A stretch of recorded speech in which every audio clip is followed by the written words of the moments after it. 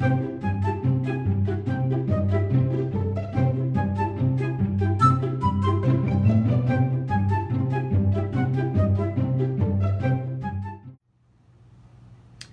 guys, today we're going to do something really fun.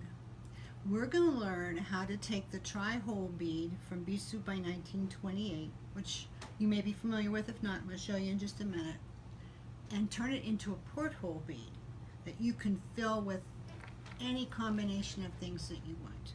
It could be little no-hole balls or pearls. It could be glass glitter. It could be chatons and little sparkly things that you might have. It could be steampunk with little tiny watch parts like the pixie dust type. It could be rhinestone rondelles in there. Anything that will catch the eye but that will fit. It's very, very easy to do. And as you can see, I don't know how well you can see, but I'm going to show you in a minute. There's a nice necklace that I'm wearing, and this one features the beads that are in a very famous 1928 piece, which is a gumball machine brooch that they've made for many years. And so these are the very beads that are in that piece. So it's kind of sentimental to me, but it's such a cute piece, and I'll show you up close. So let's just get right to it. Come on over here and I'll show you how it's done. Okay guys, so I want to show you my necklace up close a little bit more. It's so fun. I've used this tri-hole bead that you've probably seen on our website. I think I did a video about it before. It's got 3 openings in it to mount 18 by 13 cameos, stones, lenses, if you like. I use lenses this time, so I could fill my bead with goodies. And my bead is full of the little beads that are in the famous 1928 Jewelry Company gumball machine pendant that they have. Mr. Bernie graciously gave me a few of them to play with, and this is what I did. So I filled them with it, and I put it on a long piece of wire, wrapped it around, and added some of our silver Figaro that you guys like from the site. I added a veil. I put cherry brand beads, glass beads. You can put anything you want. I put a swivel clasp. This is about 30 inches long, and then it's got about a 3-inch drop on it. So it is very long. It's a very good layering piece. But you can make them any length you like. They really look good a little bit shorter as well, being honest. So, you know, just play with it and see what length you like.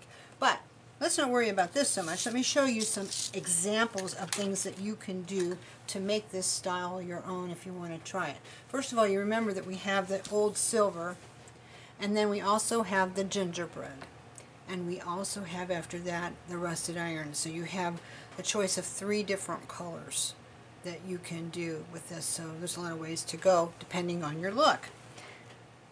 Here are a few examples like I promised you. This one has pearls in it. To do this, I take about 3.5–4 inches of Beadsmith 20 gauge silver wire. It has a copper core, so it's very malleable. I love the stuff. It doesn't tarnish much either, if ever. I think it is anti-tarnish. I've never seen mine tarnish, as a matter of fact. And then I filled this one with little no-hole pearls. That'll be a really cute focal, and that'll be very, very elegant, which I kind of like an elegant look too. And then this one is filled with the little Swarovski bicones in a medium vitreal iridescence. And we do have them at the site if you'd be curious to get some. They're BD03176. BD03176. Oh, and of course the bead here, the number for this one in Bead by 1928 is OS09734. We have lots of them. I have backstock of them too, so if you see they're low on the site, give us a holler and we'll get some more on there. We should beat you to it too, though. Here's another one I did that has little chatons in it. Now I think I would have rather had unfoiled chatons in this. Would have been prettier and sparklier maybe, but I didn't have any, so I just put these in. These are the ones that we sell on the site in a mixed bag so that you can use them with cerulean. But anyway, they're really cute, and here it takes about 1/5 to 1/4 of the bag. So you could make 4 or 5 pendants using a bag of the chatons. So it's not really that expensive. This one is just really funky and fun. This one has got silver jump rings in it. I thought it would be a cute look. And then I did the curlicue thing on the end, the spiral, and then I wrapped it at the top. with a twist wrap, like we do in our Beady Charmies. If you've seen that video, that was made, what, 5 years ago, maybe. We've all been doing that ever since. It's fun. So there's 4 ideas for you. Now, how do you manage to do this? How do you get started? Well, first, you take your tri-hole bead, and you have to get 2 sides in first, so you have something to hold whatever it is that you're going to put in it. So you get 2 18 by 13 acrylic lenses, or glass cabs if you want, the unfoil glass cabs. We have both at the site. Just look under the lenses section and you'll find them. 18 by 13 again is the size that you want. So you'll close these 2 in. And then what you need to do is you need to wire wrap the end of that piece of wire that I was telling you about. Go for about 4 inches so you have plenty of play. If you have a little waste, it's not expensive, it's okay. And then go ahead and insert that in the hole. Sometimes if your wire's a little bit crooked, you might have a little bit of trouble getting it in. So then poke it in through the other side, kind of open it up. Sometimes maybe the plating might close the hole a little bit. Then stick it in there. And I've got a little bicone on the end of this too, so that's pretty. And then I'm going to want to fill this. So I'm going to think, what will I put in this? Well, I think I'm going to put some more of these little beads here, because it's easy and it's a pretty look. So when you put them in, you just go ahead and put them in.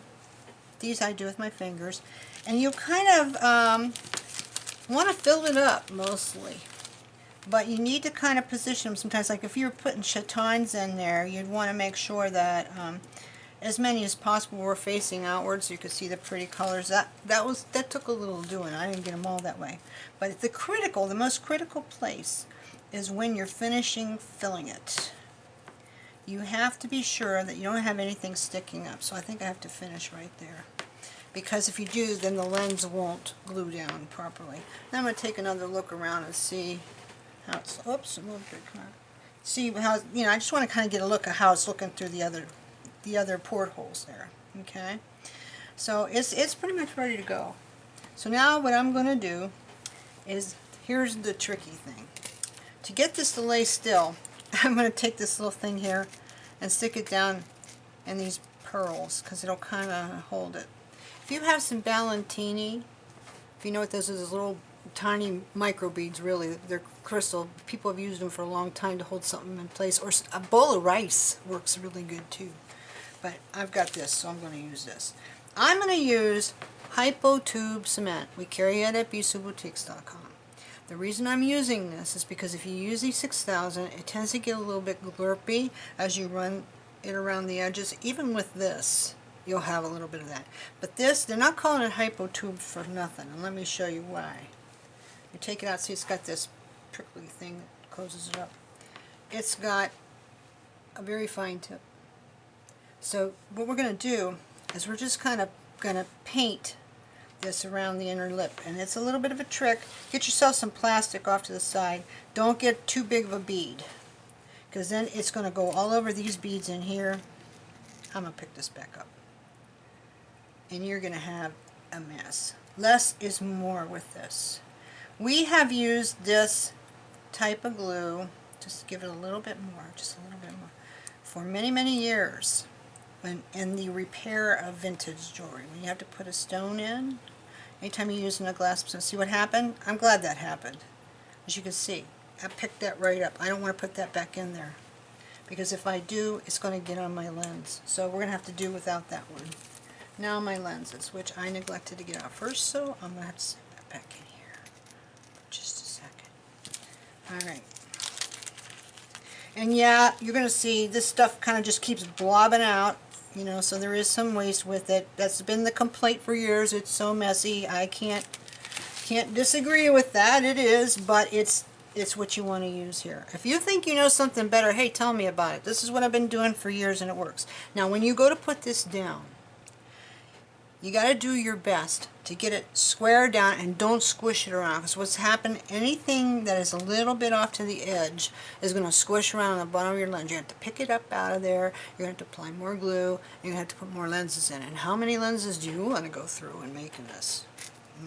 Not too many. So try to just drop it in. See if I can do it. I won't lie to you, this morning when I was making all my samples, I messed up a lot of them, but eventually I got better at it, so it's all good. Okay, it's down. So now just kind of tamp it, but don't make it squish out. Okay, I think we're good. I think that is really good. Okay, now I'm not going to do this now because this is, you know, not really glued in yet, and I don't want to mess with it, but all you got to do after this is get your second bead on, the other end, of course.